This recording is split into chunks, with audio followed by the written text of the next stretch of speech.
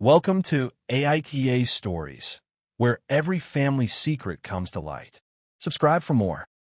I'm 48M, a high school principal in suburban Dallas. My wife, Sarah 46F, and I have been married 23 years, and we have two daughters, Emma 25F and Lily 22F. I've always prided myself on raising honest, compassionate kids. I spent countless weekends volunteering at the local food bank with them, taught them that integrity isn't negotiable, and worked double shifts to pay for their college educations because I believed in their futures. But everything I thought I knew about my eldest daughter was about to crumble. Emma had always been our golden child. Valedictorian, full scholarship to UT Austin, landed a great job at a marketing firm right after graduation. She's been engaged to her college sweetheart, Jake, 26M, for 8 months, and their wedding was planned for this coming Saturday, August 12th, 2025. We'd already spent $47,000 on what was supposed to be the perfect day. My mother, Dorothy, 81F, has been living with us for the past 3 years since her stroke left her partially paralyzed on her right side. She's sharp as a tack mentally, but physically needs help with daily tasks. Emma volunteered to be her primary caregiver during the day while Sarah and I work, and we pay her $2,800 monthly for this. We thought it was perfect. Emma could work remotely, save money for her wedding, and spend precious time with Grandma Dorothy. For the past 6 months, Emma had been acting different, more secretive with her phone, constantly checking banking apps, getting defensive when we asked about wedding expenses.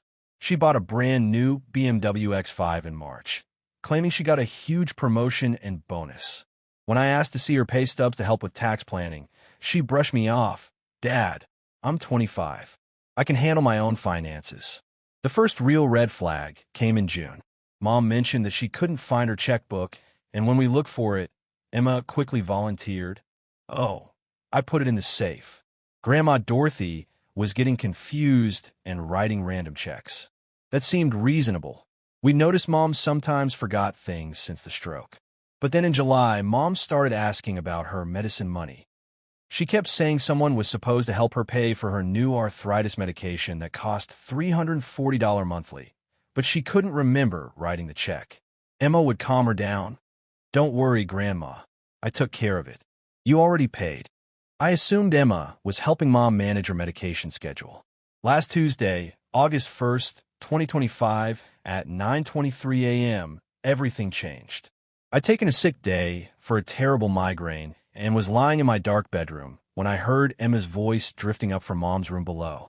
She was on a phone call, and something in her tone made me freeze. "Yeah, I can transfer another $2,000 next Friday. The wedding caterer needs the final payment." "No, she'll never notice. She asks about the same check every week and forgets I already answered."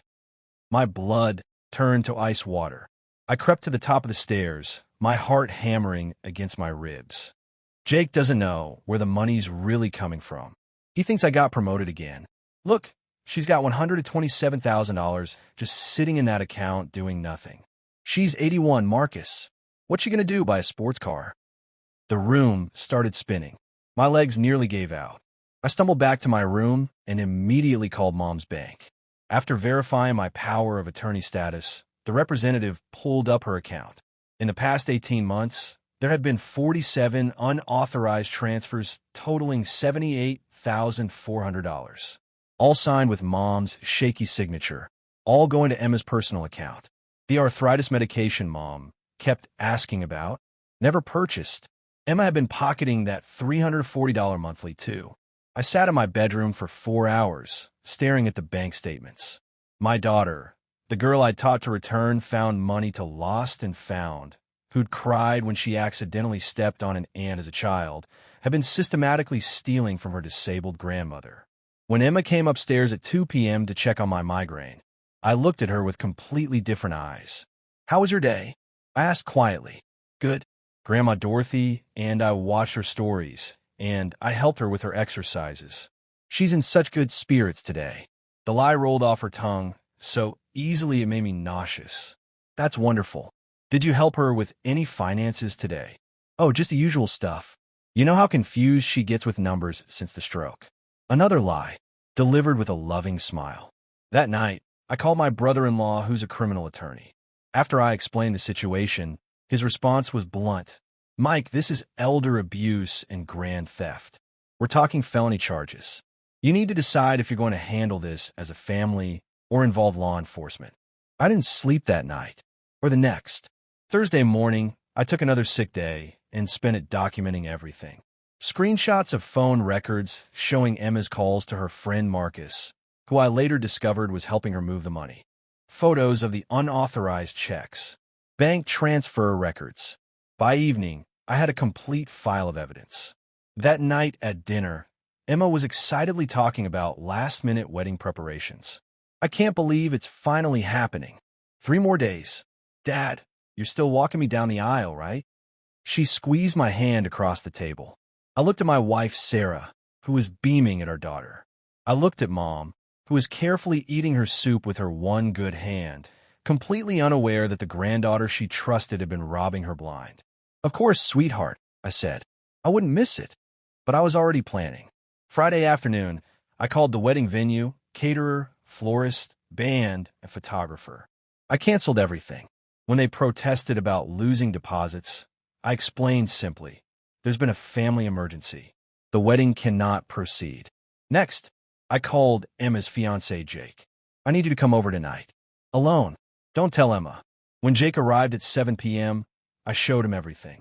The bank statements, the recorded phone conversations I'd started recording after Wednesday, the evidence of systematic theft. Jake's face went white, then green. Then he ran to our bathroom and vomited. She told me she got a huge promotion. He whispered when he came back. The BMW, the wedding upgrades, the honeymoon in Italy. I thought she was just really successful. Jake, she's stolen nearly $80,000 from my disabled mother over 2 years. This isn't a mistake or a loan. This is calculated elder abuse. He started crying. What am I supposed to do? The wedding's tomorrow. The wedding is canceled. I'm going to confront Emma in the morning before guests start arriving. Saturday morning, August 5th, 2025, at 8 a.m. sharp, I asked Emma to come to my office. She walked in glowing, wearing her silk pajamas, hair in rollers, clutching a cup of coffee. Dad, I'm getting married in 6 hours. Can this wait? I slid the bank statements across my desk. Her coffee cup slipped from her hands and shattered on the floor. I need you to explain these transactions, I said quietly. The color drained from her face. Her mouth opened and closed like a fish. I don't. What is this? These are Grandma Dorothy's bank records. 47 unauthorized transactions. $78,400. All signed with her name, all going to your account. Emma's legs buckled, and she collapsed into the chair. Dad, I can explain. Explain how you've been stealing from your disabled grandmother for 2 years. It's not stealing. I was going to pay it back after the wedding. She has so much money just sitting there. And Jake and I You needed to rob an 81-year-old stroke victim? Emma burst into tears. I got in over my head with the wedding costs. Jake's parents kept adding expensive things, and I didn't want him to know we couldn't afford it. I thought I could just borrow from Grandma and pay her back when I got promoted for real. Emma, you've been taking her medication money. She keeps asking about pills she thinks she can't afford, while you're driving around in a $60,000 BMW. She doesn't even remember. The stroke affected her memory. Her memory is fine, Emma. She knows something's wrong. She just trusts you too much to believe her own granddaughter would rob her. That's when Emma got angry. You don't understand the pressure I'm under. Everyone expects me to be perfect. You and Mom always held me up as the example for Lily. I couldn't admit I was struggling financially. So you chose to become a criminal instead. I'm not a criminal. I'm your daughter. A daughter who commits elder abuse is still a criminal. I stood up and opened my office door. The wedding is canceled. I've already notified all the vendors. Jake is upstairs packing his things. He's moving out today. Emma's scream could probably be heard 3 houses down. You can't do this to me. It's my wedding day. There is no wedding. Not today, not ever. Not until you face the consequences of what you've done. Mom won't let you do this.